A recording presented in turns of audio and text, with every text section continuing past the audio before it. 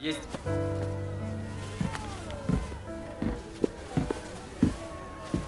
Бабушка, вы собрались? И это все?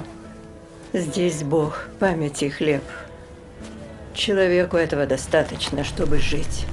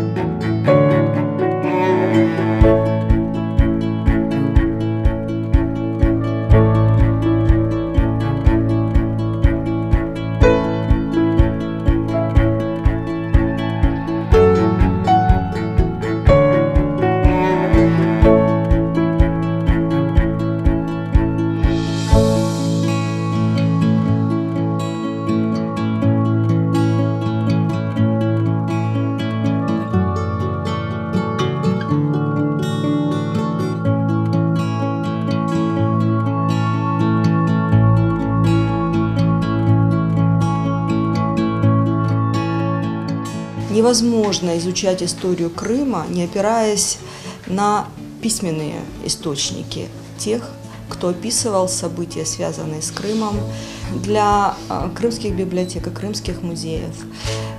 То историческое наследие, которое хранится в их фондах, это что-то сакральное.